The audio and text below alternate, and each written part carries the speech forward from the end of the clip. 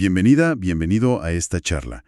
Hoy nos metemos de lleno a entender cómo funcionan los medicamentos por dentro. O sea, ¿qué pasa realmente a nivel molecular cuando algo que tomamos, bueno, hace efecto? Vamos a usar extractos de un texto de farmacología bastante importante como guía. La pregunta parece simple, ¿no? Pero la respuesta es otra cosa. ¿Cómo sabe un medicamento qué hacer? ¿Qué botones toca en nuestras células? Esa es un poco la idea hoy. Explorar la farmacodinámica, ver esas interacciones moleculares. Vamos a ver los blancos más comunes, los clásicos y también las cosas más nuevas, ¿no? Como las terapias biológicas, la terapia génica. A ver, empecemos a desenredar esto. Primero lo primero, farmacodinámica. ¿Qué es exactamente? En palabras simples. Es básicamente el estudio de lo que el fármaco le hace al cuerpo. Así de sencillo. Cómo actúa a nivel bioquímico, celular y qué mecanismos moleculares usa para lograr un efecto. Y algo clave, la mayoría de los fármacos no es que creen funciones biológicas de la nada. O sea, no hacen magia, no inventan cosas. No, para nada. Más bien lo que hacen es modificar procesos que ya están ahí. O aceleran algo, o lo frenan, o lo bloquean.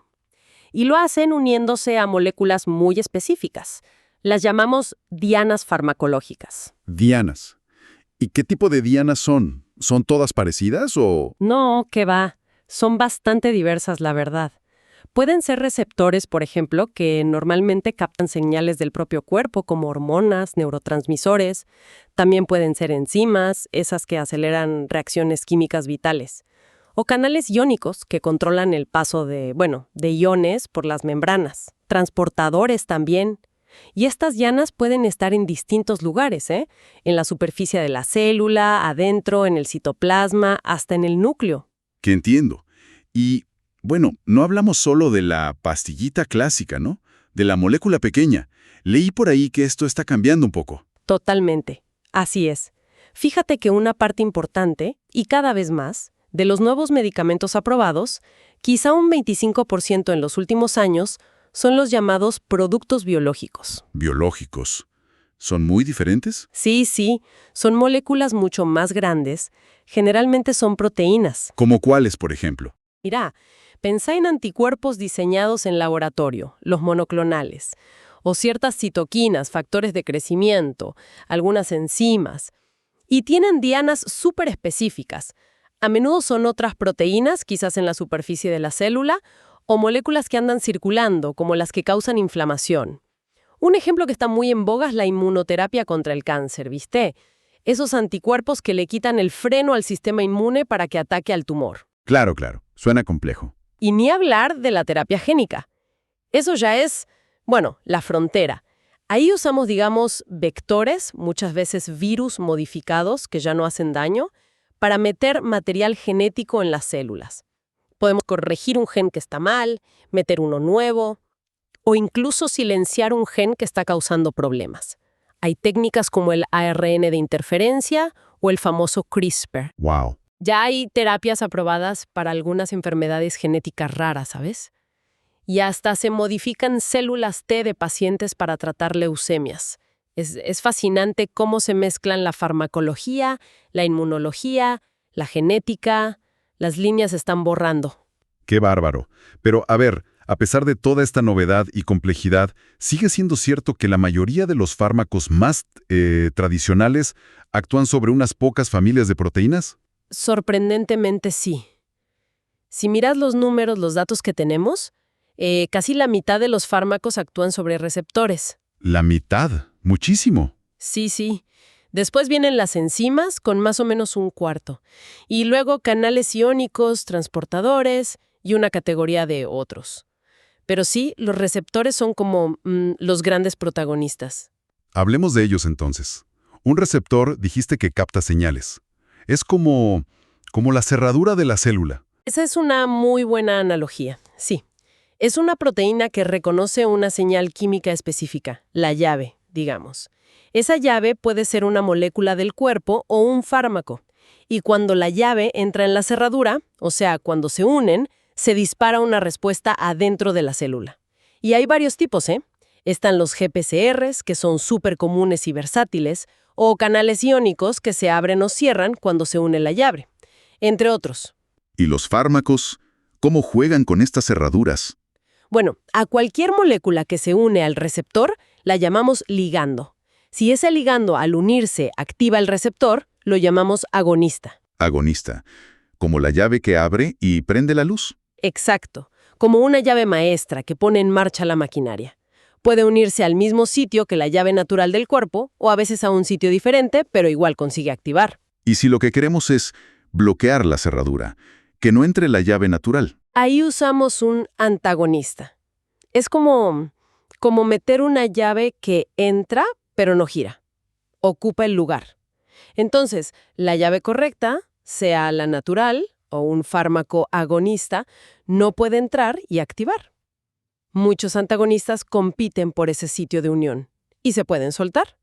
Pero ojo, algunos son irreversibles. Se unen y no se sueltan más. Como el clopidogrel, que se usa para prevenir coágulos. Bloquea un receptor en las plaquetas de forma permanente, para toda la vida de esa plaqueta. Interesante. Escuché también algo de agonistas parciales. ¿Qué onda con esos? Ah, buena pregunta. Imagínate una llave que abre la cerradura, pero solo a medias. La luz se prende, pero más tenue. Un agonista parcial activa el receptor, sí, pero la respuesta que produce es menor que la de un agonista total, incluso si ocupa todas las cerraduras. Y lo interesante es que al estar ocupando la cerradura, aunque sea parcialmente, también impide que el agonista total o la señal natural logre su efecto máximo. O sea, actúan un poco como activadores y un poco como bloqueadores al mismo tiempo. Exactamente. Tienen esa dualidad. La vareniclina para dejar de fumar es un caso clásico. Activa un poquito los receptores de nicotina y eso ayuda con la abstinencia, pero también bloquea parte del efecto placentero si la persona llega a fumar. Qué loco eso. Muy útil parece. Bueno, pasemos a las enzimas. Dijiste que eran la segunda diana más común. Sí, las enzimas son las máquinas de la célula. Aceleran las reacciones químicas que necesitamos para vivir. Son blancos excelentes porque en general se conocen bien sus mecanismos y muchos fármacos lo que hacen es inhibirlas, como meter un palo en la rueda de la máquina, digamos. Ejemplos que conozcamos todos. Claro, las estatinas para el colesterol inhiben una enzima clave que produce colesterol, la HMG-CoA reductasa. O los antiinflamatorios tipo ibuprofeno inhiben la ciclooxigenasa, la COX, y así bajan la inflamación. Y la inhibición puede ser reversible, o sea, el fármaco se suelta. O irreversible. La aspirina, por ejemplo, inhibe la COX de forma irreversible. Entendido. Entonces, receptores como interruptores, enzimas como máquinas. Nos quedan los canales iónicos. Dijiste que controlaban el tráfico. Exacto. Son como puertas o poros en las membranas. Regulan el paso de iones, sodio, calcio, potasio, y eso es fundamental para la excitabilidad de las células. Pensá en las neuronas, las células del músculo. Necesitan ese flujo de iones para funcionar. Muchos fármacos actúan sobre canales que se abren o cierran según el voltaje eléctrico de la membrana. Por ejemplo, ¿qué fármacos usan esos canales? Los anestésicos locales, la lidocaína, por ejemplo, bloquea los canales de sodio en los nervios. Y si bloqueas el sodio, no se transmite la señal de dolor. Ah, claro. O los bloqueadores de los canales de calcio. Se usan un montón para la presión alta, para arritmias. Bloquean canales de calcio en el corazón, en los vasos sanguíneos. Y hay un canal de potasio que hay que mencionar sí o sí. Se llama HERG. HERG. ¿Por qué es especial? Es súper importante para que el corazón se recupere eléctricamente después de cada latido. El problema es que es medio promiscuo. Promiscuo. ¿Cómo? Que muchos fármacos distintos, que nada que ver con el corazón a veces, pueden bloquearlo sin querer, como un efecto colateral. Y me imagino que eso no es bueno. Para nada. Puede ser muy peligroso. Si bloqueas HERG, se altera el ritmo del corazón. Puede causar una arritmia grave que se llama torsades de Points. ¿Suena feo? Lo es.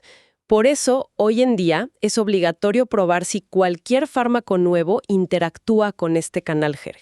Es un filtro de seguridad súper importante. Entiendo. Entonces, Lo ideal sería que un fármaco le pegue solo a su blanco, pero a veces no pasa, como con el GERG. ¿Qué tan común es que fallen en la especificidad? Mira, la especificidad perfecta es casi una utopía, te diría. Ningún fármaco es 100% específico. Siempre puede tocar algo más. Y que interactúe con varias dianas, bueno, eso puede causar efectos secundarios. Algunos son solo molestos, pero otros pueden ser peligrosos. Aunque, curiosamente, a veces un efecto secundario resulta útil, como la somnolencia que daban algunos antihistamínicos viejos. Si tenías picazón y no podías dormir, venía bien. Claro. ¿Y de qué depende que sea más o menos específico? Principalmente de dos cosas. Primero, ¿qué tan fuerte se une a su blanco principal comparado con otros blancos posibles? Eso es la afinidad. Y segundo, si ese blanco es único o si tiene como parientes muy parecidos en otras partes del cuerpo. A veces es difícil ser selectivo. Por ejemplo, con los receptores muscarínicos que están por todos lados y se parecen mucho entre sí. Pero otras veces se logra una especificidad increíble, como con el imatinib para un tipo de leucemia. Va directo a una enzima específica de las células malas. Hablando de efectos, muchas veces se combinan fármacos, ¿no? ¿Para qué se hace eso? Sí, se hace mucho. A veces se busca sumar efectos, un efecto aditivo. 1 más 1 es igual a 2. O incluso un efecto sinérgico. 1 más 1 es igual a 3 o más. O sea, el efecto combinado es mucho mayor que la suma de los efectos individuales. ¿Y eso para qué sirve? Puede permitir usar dosis más bajas de cada fármaco y quizás así reducir los efectos secundarios de cada uno. Hay gráficos, los isobologramas, que se usan para estudiar esto en el laboratorio. Pero el cuerpo no se queda quieto, ¿no? Se puede como acostumbrar a un fármaco. Totalmente. ¿El cuerpo se adapta? Claro que sí. A veces la respuesta a un fármaco va disminuyendo con el tiempo. Se llama tolerancia o desensibilización o taquifilaxia. Hay varios nombres. Y los mecanismos son variados. Por ejemplo, con los receptores GPSR, la célula puede como esconderlos para adentro, sacarlos de la superficie o desconectarlos de las señales que transmiten. Curiosamente, a veces esa adaptación es justo lo que se busca. Con algunos antidepresivos pasa eso. El efecto tarda en aparecer porque requiere esa adaptación. Y también existe lo contrario, la supersensibilización, que la respuesta aumente después de sacar un fármaco que estuvo bloqueando algo por mucho tiempo. Y en el caso de infecciones o de cáncer, ahí el problema es la resistencia, ¿no? Exacto. Ahí ya no es el cuerpo el que se adapta, sino el bicho, digamos, o la célula tumoral. Desarrollan maneras de escaparle al fármaco. Pueden mutar la diana para que el fármaco ya no encaje, o producir enzimas que lo destruyan, o bombearlo para afuera, o hasta encontrar caminos alternativos para sobrevivir. Es una lucha constante. Mencionaste antes la combinación de fármacos para sumar efectos, pero también puede haber riesgos al combinar. Sí, definitivamente.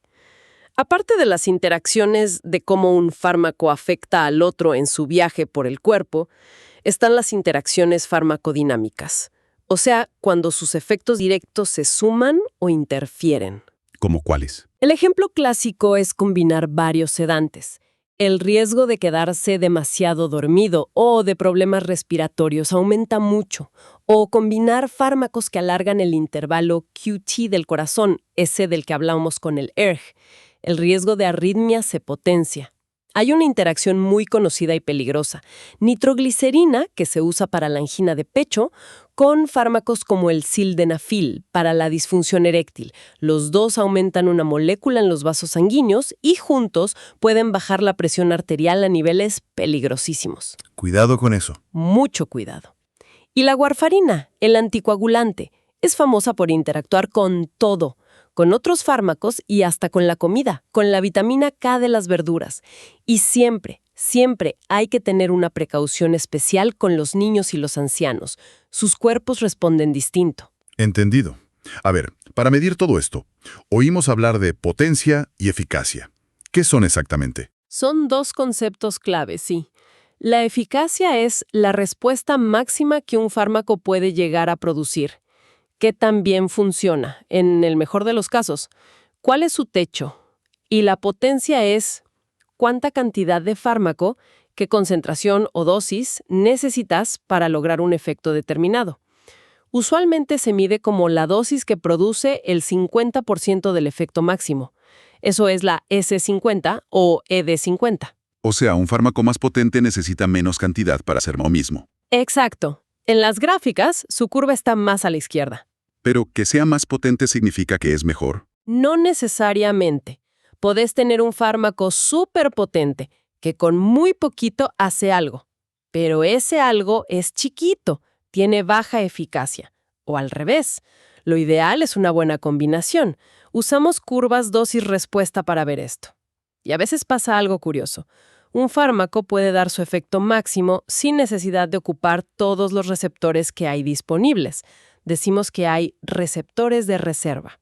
Claro, pero todo esto suena muy de laboratorio, ¿no? En la vida real, cada persona es un mundo. Totalmente. Ahí diste en el clavo. La variabilidad entre individuos es enorme. La misma dosis puede hacerle mucho efecto a uno y casi nada a otro. O incluso a la misma persona en momentos distintos. ¿Y cómo se estudia eso? Para poblaciones usamos otro tipo de curvas, las dosis efecto cuantales. Ahí no medimos la intensidad del efecto, sino qué porcentaje de personas logra un efecto definido. Por ejemplo, cuántos se duermen con X dosis de un somnífero o cuántos bajan la presión a cierto nivel. Eso nos da una idea de la dosis efectiva promedio para la población, la ED50 poblacional. Y en los estudios con animales, antes de llegar a humanos, se mide también la dosis letal media, la LD50. Uy. Sí. Y la relación entre la dosis que mata y la dosis que cura, digamos. Eso da una idea de la seguridad. El índice terapéutico. Buscamos que haya una ventana terapéutica amplia. Ventana terapéutica. Es el rango de dosis donde es probable que el fármaco funcione bien y poco probable que sea tóxico.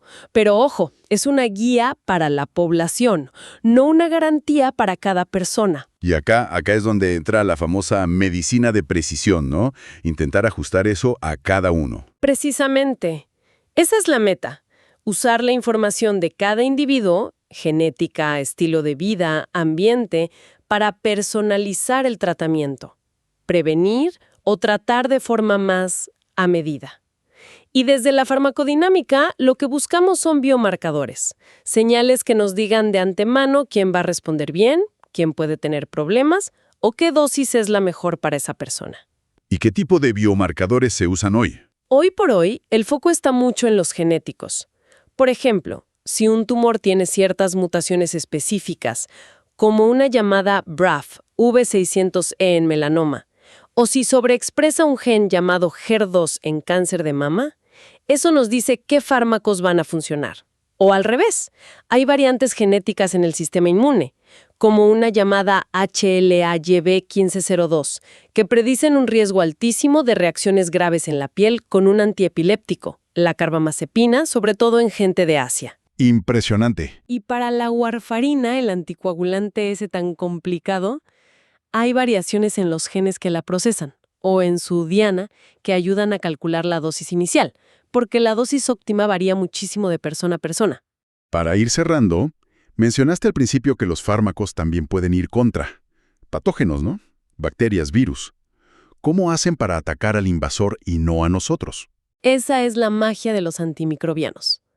La toxicidad selectiva. Toxicidad selectiva. Exacto. Se aprovechan de las diferencias que hay entre el microbio y nuestras células. Van a buscar blancos, dianas, que son esenciales para el bicho, pero que nosotros no tenemos, o las tenemos muy diferentes. Por ejemplo, la pared celular que tienen las bacterias, nosotros no tenemos. Las penicilinas atacan ahí. O enzimas que solo tienen los virus para replicarse, como las que ataque la ciclovir.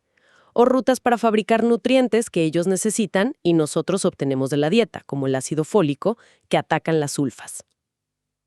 Clarísimo. Bueno, qué viaje, ¿no? Ha sido un recorrido intenso pero súper interesante por la farmacodinámica. Vimos cómo los fármacos se comunican con el cuerpo a nivel molecular, interactuando con esas dianas. receptores, enzimas, canales, para ajustar funciones. Entendimos que la especificidad es clave, pero difícil, que las interacciones pueden ayudar o complicar, y porque una misma pastilla puede ser tan diferente para cada persona. Y es un campo que no para, ¿eh? Sigue evolucionando. Las terapias biológicas, la terapia génica, la búsqueda constante de biomarcadores para esa medicina de precisión, todo esto está cambiando cómo entendemos y cómo usamos los medicamentos. La complejidad de cómo se comunican las células por dentro sigue revelando sorpresas, desafíos y también nuevas oportunidades. Totalmente. Y nos deja pensando, ¿no? Con toda esta red intrincada de interacciones, fármaco-cuerpo y la tremenda variabilidad que tenemos, ¿cómo será el futuro? ¿Llegaremos a personalizar los tratamientos más allá de los genes que miramos hoy? Quizás considerando nuestro microbioma, los bichitos del intestino que también interactúan con los fármacos, o las marcas epigenéticas que cambian cómo se usan nuestros genes. ¿Podremos algún día predecir con una precisión mucho mayor quién, cómo y por qué va a responder a cada tratamiento? Bueno, una pregunta que queda abierta, ¿no? Para seguir explorando.